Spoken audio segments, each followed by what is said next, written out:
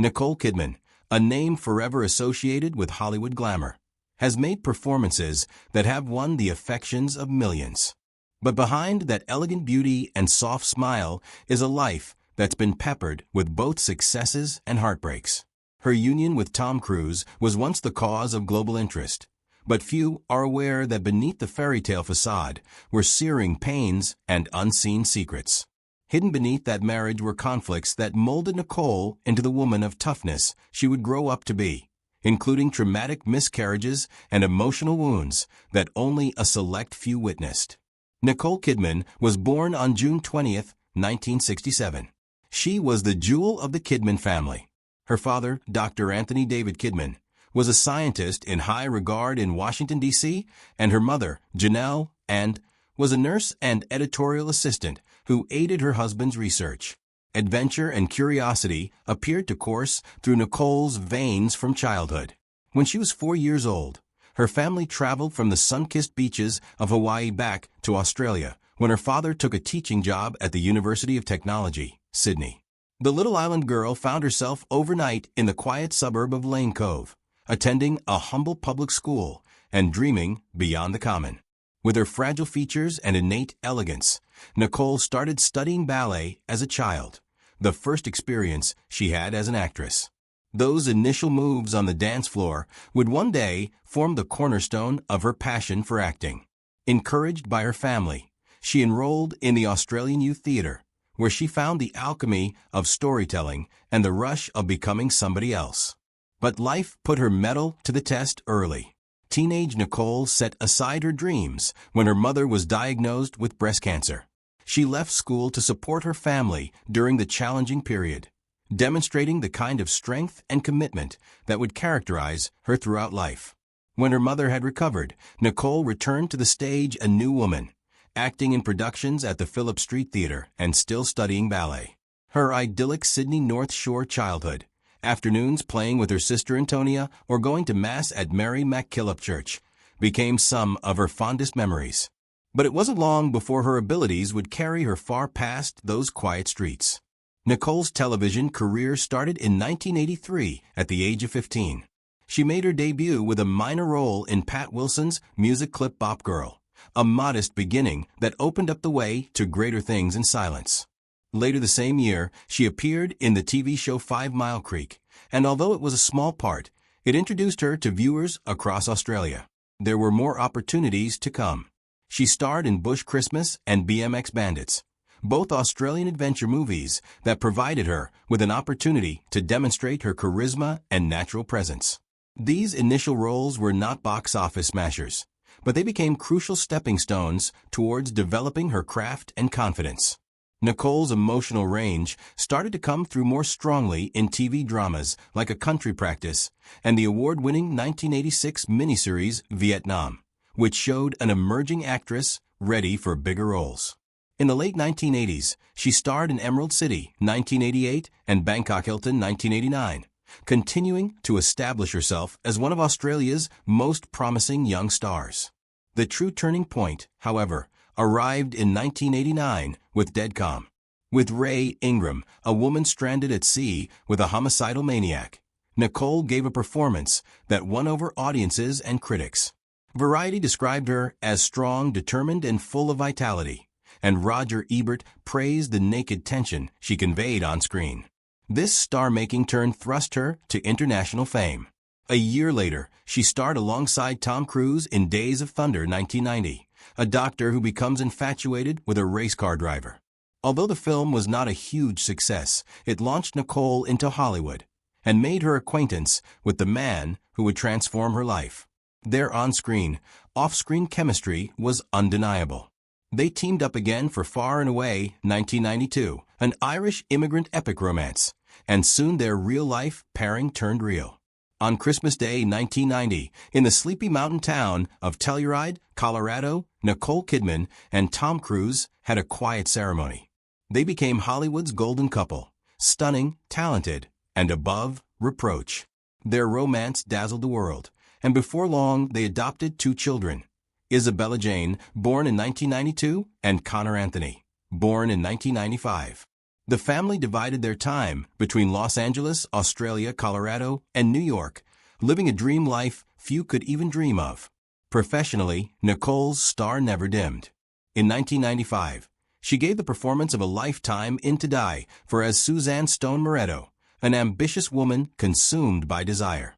Her creepy yet elegant performance won her a Golden Globe Award and 5 other significant awards, demonstrating that she was not just the wife of a movie star. She was a true artist in her own right. The small girl with the red hair had grown up to be one of the most renowned and bravest actresses of her era. A few years down the line in 1999, Nicole made a storm when she featured in Eyes Wide Shut, the last film of iconic director Stanley Kubrick, alongside then-husband Tom Cruise.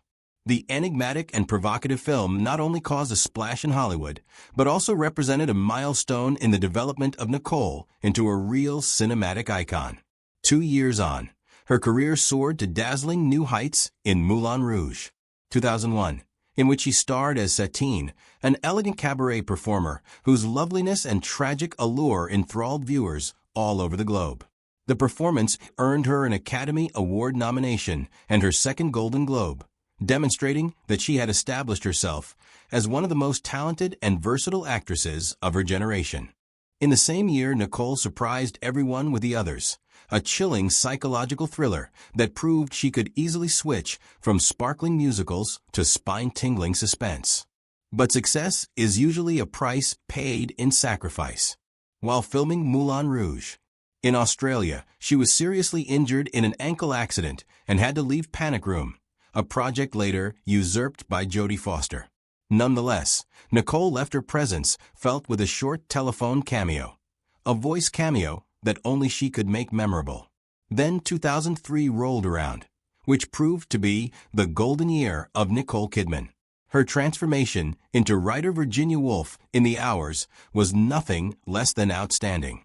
Wearing a prosthetic nose and a totally new physicality, she was nearly unrecognizable.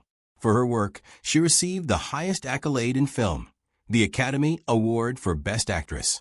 When she was on that podium, talking about the power of art in an out-of-control world, millions were brought to tears. Relentless, Nicole then went on to create Dogville, The Human Stain, and Cold Mountain, 3 disparate films of different genres and moods, each one demonstrating her uncompromising dedication to her work. Not all endeavors were successful, naturally. The Stepford Wives 2004 was met with lukewarm reviews, but Nicole recovered with Birth, a daring and provocative film that polarized viewers. Criticized though she was, her spellbinding performance brought her another Golden Globe nomination, demonstrating that she never hesitated to take a risk. In 2005, she worked on 2 vastly different projects, the political thriller The Interpreter and the fantasy romantic comedy Bewitched. While responses were mixed, Nicole's stature as one of film's most popular and admired personalities was not shaken. Outside the silver screen, she was the face of Chanel No. 5, appearing in a lavish 3-minute commercial filmed by Baz Luhrmann. The commercial became iconic, raking in a record $3.71 million for a single turn, a glance, and that unforgettable stare that left the world gasping for air. Throughout this period, Nicole's impact went beyond the acting profession. She climbed Forbes' list of the 100 most powerful people in the world and became the highest-paid actress, surpassing even Julia Roberts. Yet, behind the glitter, her personal life was marked by pain. In 2001, after nearly 10 years of marriage, Nicole and Tom Cruise officially divorced. The split shocked the world. Ironically, at the time Nicole was 3 months pregnant with their child, but she miscarried just a few weeks before Tom sought the divorce. Citing irreconcilable differences, Tom would say no more about his motivation, and the real reasons for their split are only they know. In 2006, Nicole answered an interviewer with characteristic candor about her residual love for her former husband. "He's great, always great," she whispered. "To everyone else, he's a wonderful character, but to me, he's just Tom, and he's gorgeous. I adore him. I still adore him." Following the heartbreak, Nicole became the center of incessant gossip. During 2003, while on the set of Cold Mountain, rumors spread that she and her co-star Jude Law were romantically involved, an affair that even endangered Jude's marriage. Both actors denied the rumors, calling them unfounded gossip. In a gracious gesture, Nicole sued the British tabloids for making up stories and gave her award money to a Romanian orphanage. Graceful, kind, and full of character, she transformed scandal into benevolence. More rumors followed. She was seen dining with Jim Carrey, sparking speculation of a romance, which she brushed off with her characteristic calm, "We're just good friends." At the Oscars, her name was suddenly linked to Adrien Brody, the charismatic actor known for his passionate charm. Every camera seemed to follow her every move. Nicole Kidman had become not just an actress, but an enigma, a woman the world could not look away from. Then fate intervened. In 2003, in all the hullabaloo and rumors, Nicole met rock icon Lenny Kravitz. Their affair was short but true, a sweet flame that warmed her existence for a brief period. Years from then, Nicole would confess that prior to meeting her husband, she had been secretly engaged, but to whom she never disclosed. That enigma is yet another secret in the complex weave of her incredible life. The real turning point was in January 2005 at the Australian Artist Honors in Los Angeles, when Nicole met country music superstar Keith Urban. The rapport was instant, warm, genuine, and human. A year after, on June 25, 2006, in a church in Manly, Australia, under the soft light of candles, they uttered the words, "I do." Their wedding was no media circus. It was small and filled with love, the start of a calm, earthy chapter for Nicole. Together after marriage, the couple opted for quietness rather than the limelight. They maintained a home in Sydney, but lived mostly in Nashville, Tennessee, where life moved quietly and family life took precedence. Far from the pandemonium of paparazzi cameras, Nicole found her desired balance between fame and family, art and plainness.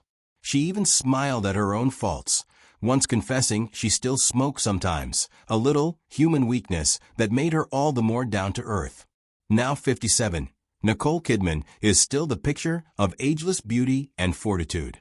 In red carpet interviews, she glows with poise. Off camera, she's genuine and humble. Beyond her craft, she's a philanthropist and a humanitarian, a testament to the fact that her own loveliness emanates from within. Her secret to being so radiant, she claims, is a combination of yoga, wholesome living, and a dash of Hollywood magic. Nicole Kidman is a woman who has everything today: love, success, wisdom, and peace. The actress who used to tread through storms is now shining brighter than ever.